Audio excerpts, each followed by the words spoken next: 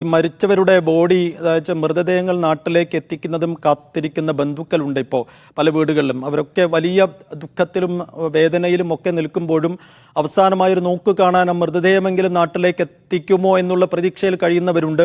അത് സംബന്ധിച്ച് എന്തൊക്കെ ഇടപെടൽ ഇപ്പോൾ വിദേശകാര്യ മന്ത്രാലയത്തിൻ്റെ നേതൃത്വത്തിൽ നടക്കുന്നുണ്ട്? വിദേശകാര്യമന്ത്രി അങ്ങോട്ടേക്ക് പുറപ്പെട്ടു എന്ന് അറിയുന്നു. എന്തൊക്കെ കാര്യങ്ങൾ അവിടെ എത്തി അദ്ദേഹം ഏകോപിപ്പിക്കും? അരവിന്ദ്.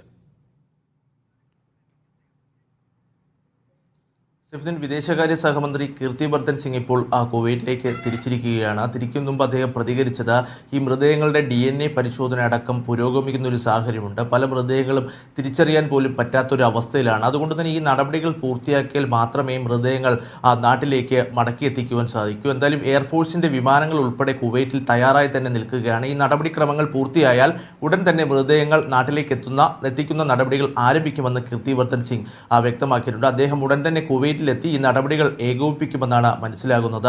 ഇതിനു പുറമെ കഴിഞ്ഞ ദിവസം പ്രധാനമന്ത്രിയുടെ അധ്യക്ഷതയിൽ ഒരു അവലോകന യോഗം ചേർന്നിരുന്നു. കീർത്തി വർദ്ധൻ സിംഗ് അടക്കമുള്ളവർ ഈ യോഗത്തിൽ പങ്കെടുത്തു. എന്തായാലും മരിച്ചവരുടെ കുടുംബങ്ങൾക്ക് 2 ലക്ഷം രൂപ അടിയന്തര ധനസഹായം പ്രഖ്യാപിച്ചിരിക്കുകയാണ്.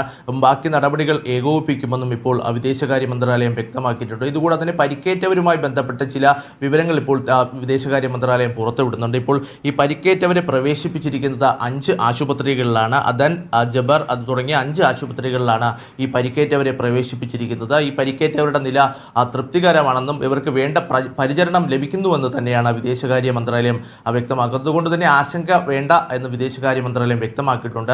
പക്ഷേ കൃത്യമായി എത്ര ഇന്ത്യക്കാരുണ്ടെന്നുള്ള കണക്കിൽ ഇതുവരെ ഇപ്പോഴും അവ്യക്തതകൾ തുടരുകയാണ്. മൃതദേഹങ്ങൾ ഉൾപ്പെടെ പരിശോധന കഴിഞ്ഞാൽ മാത്രമായിരിക്കും കൃത്യമായ ഒരു കണക്കിലേക്ക് വിദേശകാര്യ മന്ത്രാലയത്തിനും എത്തുവാൻ സാധിക്കും. എന്തായാലും ഈ നടപടിക്രമങ്ങളെല്ലാം ഏകോപിപ്പിക്കുവാനാണ് ഇപ്പോൾ വിദേശകാര്യ മന്ത്രി ഇപ്പോൾ കുവൈറ്റിലേക്ക് തിരിച്ചിരിക്കുന്നത്. അല്പസമയത്തിനകം തന്നെ അദ്ദേഹം കുവൈറ്റിലെത്തി ഈ നടപടിക്രമങ്ങൾ അല്ലെങ്കിൽ ഈ നടപടികൾ ഏകോപിപ്പിക്കുമെന്നാണ് വ്യക്തമാകുന്നത്. സൈഫുദ്ദീൻ.